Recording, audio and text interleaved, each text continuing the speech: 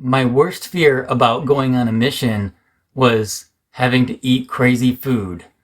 One of my sisters served her mission in Hong Kong, and she had to eat like snake soup and duck brains.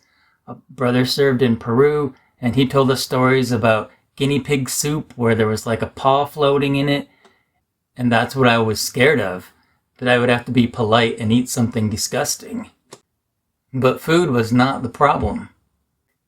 As a non-judgmental person and someone who likes to please people and help people feel good, I was determined not to have culture shock while I was down in South America. It is a different culture, but people are people everywhere you go. And living there reconfirmed that for me, because there's all kinds of people everywhere you go. Probably the biggest culture shock was just living the missionary lifestyle. Rigid rules all day, every day, being with strangers, and a mission president who wasn't very nice. Luckily, my mission president thought I was a bad missionary, so he always put me in companionships with good missionaries, and we got along really great, so that was kind of nice, blessing in disguise. And though I was trying to be really positive and keep rose-colored glasses on, there was a lot of stuff that was different and new to me. I had never seen so many people with rare skin conditions, deformities, and missing body parts. They don't have like OSHA down there, so people get in a lot of work-related accidents, get stuff chopped off. I remember we walked in someone's door because they were like, sure, we'll listen to you guys. And there was a guy, he didn't have a patch on, but just his eye was missing and it was just sunken. One guy shook my hand in the street and I was a little bit startled. Then I felt bad for getting startled because he only had 2 fingers that he shook my hand with. My companion and I were walking around a corner and an old lady had her head out the window right as we went around the corner. And she was mostly bald with a little bit of wispy white hair, and her eyes were really sagging, but it was mostly red around them. And it was kind of a scary sight, but we tried to act like it was normal and just said hola and kept walking. Shaking everyone's hand, like the drunks, who knows where their hands were, but all kinds of like rashes and skin things, and you just shake their hand and hope that you don't get whatever they have. So the bishop in the house we're staying at said, "Other house, what do you think about our country?"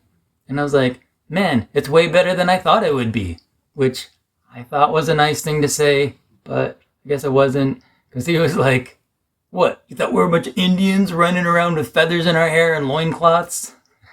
And I was like, no, I'm saying it's good. Every town has a carniceria, like a meat shop, and I remember walking by this meat shop. This truck was delivering some meat, and it was totally rusty, and it opened its rusty back doors, and this big, like, half a cow comes, like, slapping against the rusty door, and they pulled it out onto the dirt road and dragged it into the meat shop, and there's flies all over the meat because it wasn't refrigerated, and I was really disgusted by that. I told everyone I lived with I'm mostly vegetarian because I never really liked meat and I was really afraid of the meat down there. But they would always insist, no, Elder, you need to get your protein, and they would give me some like beef steak and stuff. The family I lived with, they were really happy that I would always eat everything on my plate, like every piece of rice, because I was raised not to waste food. Bishop had crab and he was like, sucking the face off of the crab, and I was like, that's disgusting. And he got kind of offended. He's like, hey, our culture's not the same as yours. And I was like, man, people eat crab in my country and I'd tell them it's disgusting too. That's nasty.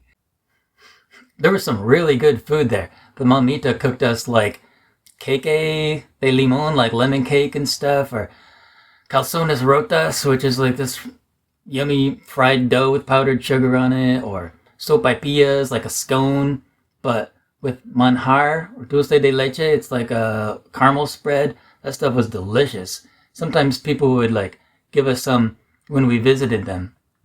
And one day I got like super sick, like crazy cramps in my stomach. I was in a suit and we're on a dirt road in this town, but I just like fell down and I curled up on the ground, and I was like, oh, my companion was like, dude, get up, you're making a scene. And I was like, oh, I don't care. My stomach. Went home, went to the bathroom, and the sister, the mamita there, was like, that's not from my food. That's because you guys take food from other people. My food's clean. And I was like, I'm not worried about that. I just gotta go to the bathroom. Another time we went to do some service, a lady in the ward asked us to come help grind toasted wheat. So she toasted a bunch of wheat and she'd grind it by hand with this crank, and she was super buff. She made us look like pansies because she would just like crank out kilos of it. And we went and we did some grinding for a couple hours, and she gave us like a pound bag or something to take home. The next morning we had like hot milk and poured it on it, and it was like a porridge, but that stuff was contaminated. I got so sick.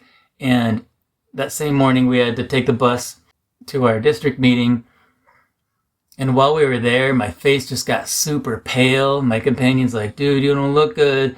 And I was like, yeah, I don't feel good. And then we took the bus, 45-minute drive. I'm on the bus and I was like, shoot, I'm going to toss my cookies. So I went to the bathroom in the middle of the bus, but it was out of order and closed. So I'm just like in front of a couple ladies down a couple steps by the door. And I just hurled like projectile vomit everywhere, all over the floor. The ladies were patting me on the back. They're like, are you okay? And I was like, yeah, I'm all right. But we still had like 20 minutes to go, and the whole bus stank of vomit, and I felt so bad. We got there, they hosed the thing out. I remember a lady gave us apple juice. It was tap water with sliced apples in it, but there was like dirt and rocks in it. And I looked at it and I was like, uh-oh, and I drank it. Same thing, I was like, I gotta use the restroom. I tried to run to the back. They had like an outhouse in the back, but I didn't make it there. And I was just all over the walls. It was bad. I felt bad. Helped him clean it up. But our mamita was super nice. I'd often hang out and talk with her at night, help her do the dishes and stuff. Chileans have a funny sense of humor. She's like, Elder House, what would you say if I told you I was in love with you? And I was like, Another time, her husband was going off to work, and he's like, some Chilean saying, he's like, I don't want to come home and see you in patas negras, which is a saying like cheating on me. And so he was joking about her like cheating on him with the missionaries. And I was like, oh man, that makes me feel awkward.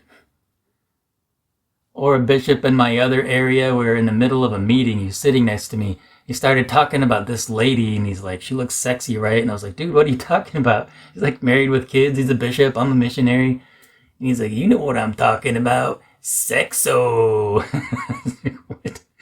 But it's kind of like Chilean humor. Or everyone would say, oh, your parents had 12 kids? Did they not have television? And that was the joke. Everyone said they thought it was hilarious. But like I said, there's like all kinds of people. So some people were really strict. Most people weren't. You know, there's nice people, mean people, smart people, dumb people, all kinds of people everywhere you go. And Chile is no exception. So the culture shock wasn't too bad. After a while, it did get a little depressing seeing so many rusty roofs and people living in poverty. But I loved most of the people that I worked with, great people, even my companions, like I said. But missionaries in general seemed pretty fakey, pretty judgy, pretty nerdy. Not the kind of people I like to spend a lot of time with. So yeah, the biggest culture shock was just missionary life.